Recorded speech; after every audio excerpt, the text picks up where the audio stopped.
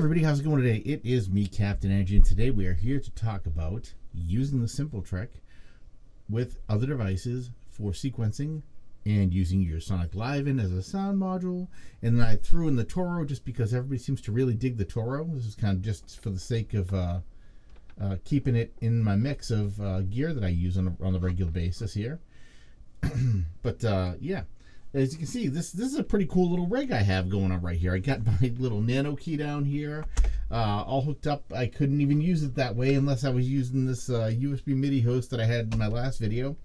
We've got the Toro, we've got the Liven Mega Synthesis, and we have the SMPLTrek. So all together here, we're looking at basically 4 sample playback, plus we can record with this thing. We have 6 different instruments over here, 6 different voices. We have a bass. This is pretty much a really powerful rig right here, what I've got just showing you today. But let's take a look at what I got going on here. So you did hear the music at the beginning of the video, and basically you noticed, maybe you may have noticed me turning the knob here. That was me going over to play the Toro. I have it actually set on the Toro setting, as you can see right here. Now I controlled all of that right here with the SMPLTrek. I had no external computer system set up at all on this. If I go down right now, we'll go to the MIDI settings here, okay, and I'm going to go to right here, channel, and I'm going to go over where it says auto channel. This is what determines, this is kind of interesting because unlike some sequencers that change to the channel based on what you're on the track, which actually this does do when you're internal. If I just jump around from track to track, it changes to that instrument, no problem. I can play those on these pads. But if I want more than, like right now this is 2 octaves, if I wanted more keys than 1 octave, basically, I would use an external controller, which I'm doing here. And that would let me hook it up, but it always comes in on 1 channel. This lets you pick what channel it's receiving it on, which is how you kind of get it to change to different instruments. So if I wanted to play what was on channel 1, it's channel 1, channel 2. Oop, accidentally turned off this. I went too far to the left on this first one. It's channel 2.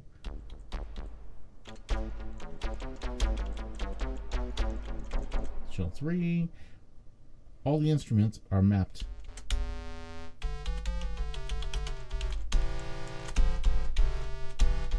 Okay, and then of course channel 6 on the Liven is your drum track, which that one might take a second to find. Here we go.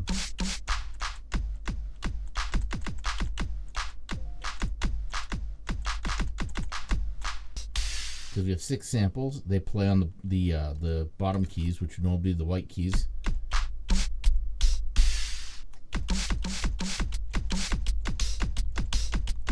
Okay. And then what I do is I mapped, then I left, let's see, 1 through 6.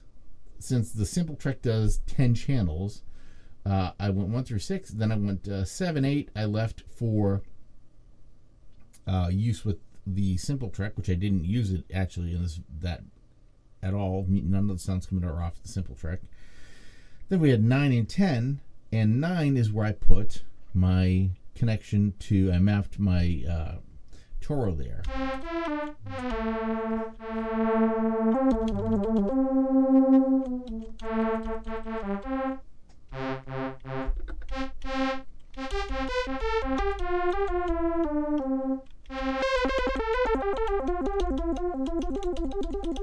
And I did then I just basically did clip launching, which is something the SMPLTrek does.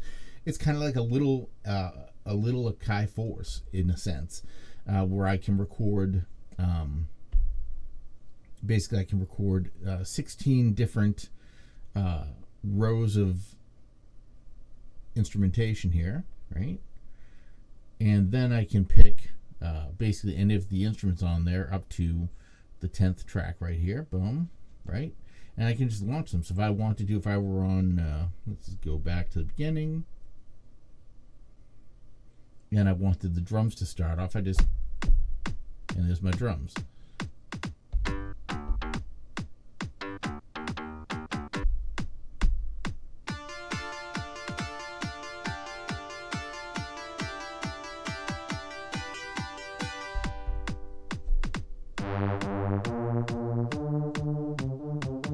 Turn off the drums if you want, and you can control everything manually, of course.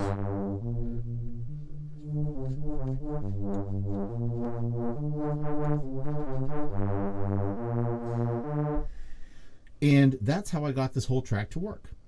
It's really cool because the makes the Mega Synthesis here really kind of pop in my mind, because it gives it a lot more capability than just being a Groovebox. I can use this as a module with a bunch of other gear if I want to produce a track. I just thought I'd show you that quick little video on how to do that. If you'd like more details on this, let me know. I'll do another video to get in how it's all hooked up and all that kind of thing. But this is just kind of like a quick little look at how to do this type thing, or one way to set up a nice little powerful setup. I mean, this whole setup you're looking at here is probably in the neighborhood of $800, $900. And if you got the stuff used, which you probably can get a good portion of it, like this you wouldn't maybe get used, this is new, but you may be able to grab a used Toro, somebody who bought it and didn't really jive with it or whatever, or even an open box unit from Sweetwater or whatever. SMPLTrek, you can find these on, I've seen these on eBay and stuff. People are selling them off now. Like, some people didn't really jive with it from the beginning. Other people did, and I mean, I just kind of gave it time to grow on me, and I definitely am glad I did. I love the thing. And this guy here, I got brand new for 19 bucks. I don't even know how, but it was $19 at Guitar Center one day. So yeah, that was a snag right there. I grabbed that as quick as I saw that price come up.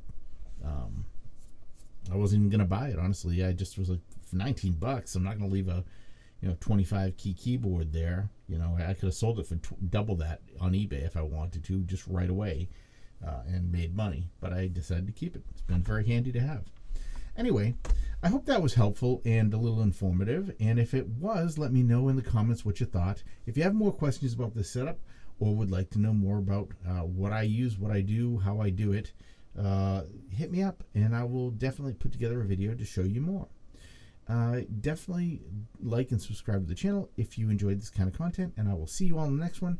Thank you so much for joining me today. Have an excellent day. Take care, and bye for now.